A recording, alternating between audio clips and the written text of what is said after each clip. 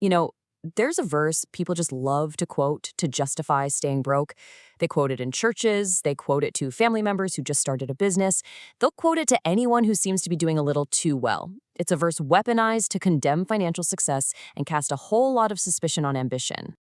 Money is the root of all evil. Well, here is a pretty jarring reality check for you. That verse does not exist. It has literally never existed in the biblical text. What actually exists is 1 Timothy 6:10, and it says something honestly meaningfully different. The love of money is a root of all kinds of evil.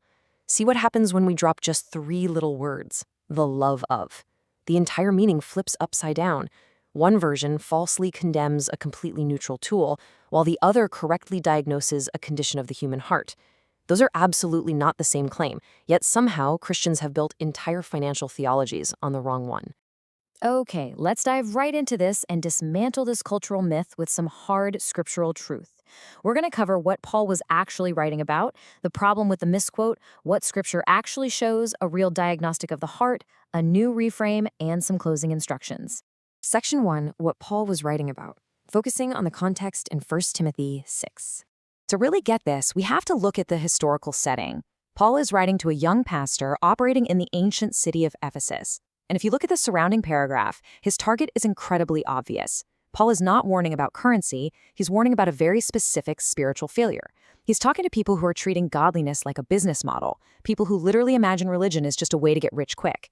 And the mechanism here is vital to understand. It's not that the money itself corrupts people, it's that craving money causes people to wander away from the faith and pierce themselves with grief. The love of money functions exactly like a broken compass. It just pulls you completely off course until you wake up surrounded by a mess you never intended to make. So the crucial point here is this. The goal is a properly ordered heart, not an empty wallet. And that distinction matters so much in real life. Think about it. If money itself is evil, then your goal should be to have as little as possible, right? Every raise or profit becomes this huge spiritual risk. But if the love of money is the core problem, then your primary goal is just ordering your heart correctly. If your heart is right, how much money you actually have in the bank becomes a totally secondary question. All right, section 2, the problem with the misquote and the collateral damage it leaves behind. This is way more than just some academic debate. This fake theology causes massive, destructive harm on both ends of the economic spectrum. On one side, if you think money is inherently evil, while wealth suddenly becomes evidence against your character. For the wealthy, ambition becomes super suspicious. Building a business, negotiating a salary, investing for your future, it all carries this false moral stain. I mean, sincere Christians have quietly sabotaged their own finances because prosperity just felt like a compromise. But look at the flip side. This misquote fails in the exact opposite direction too. It lets the poor off the hook entirely. It falsely assures them that a zero-balance bank account somehow equals spiritual safety, and Scripture literally never says that.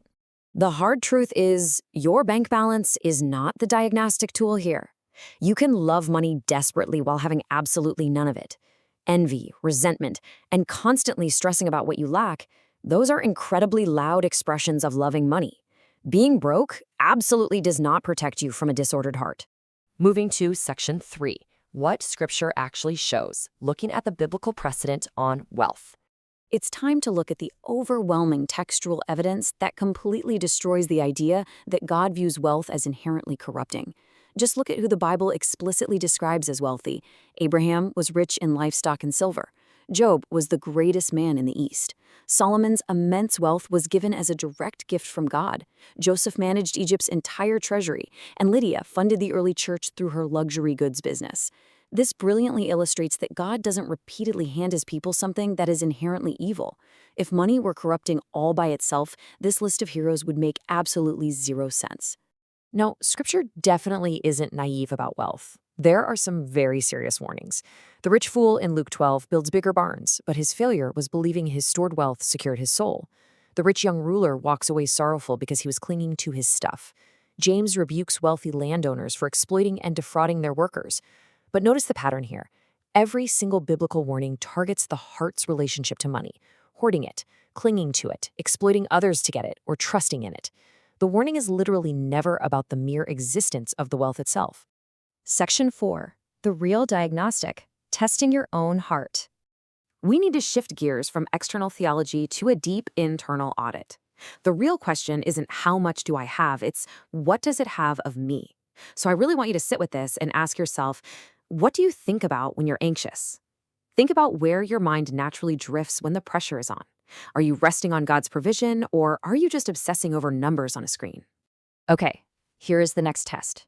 What would you sacrifice to protect your money? Would you sacrifice your integrity, your family time, your obedience to God, just to maintain a certain lifestyle or safeguard some financial asset?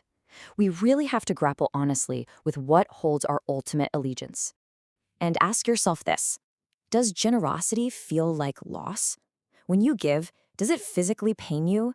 Does it feel like a piece of your security is just being ripped away? It's a piercing question, I know, but it quickly exposes if money has subtly morphed from a useful tool into a controlling idol. Finally, does your sense of worth move with your net worth? Do you actually feel more valuable as a person when you have more and less valuable when funds are low? Listen, an account number can never answer these questions for you. Only you can, because these are the questions that actually expose the love of money. Section 5, the reframe, viewing money as a tool and a test. Now that we've cleared away that myth, we need a massive paradigm shift. In Scripture, money is consistently treated as something that simply reveals what was already inside you. It's an amplifier. A generous person who gets more money becomes vastly more generous. A fearful person just becomes more fearful and isolated. Money doesn't manufacture your character. It heavily, undeniably exposes it. So the crucial point is right here. The goal is to hold it without being held by it. The objective for the Christian was never to just avoid money and fear. The goal is to become someone who can master it, to wield it as a tool for kingdom purposes without ever letting it wrap its chains around your heart. Section 6, closing instructions on how to be rich correctly. We have to stop quoting a verse that isn't even in the Bible. If you read the rest of 1 Timothy 6, Paul's instruction doesn't just end with a warning. Look at what he actually commands those who are rich in this present world. He says, don't be arrogant. Don't set your hope on the uncertainty of wealth. Be generous and be ready to share. Notice what's missing? He absolutely does not tell rich people to give it all away and become poor.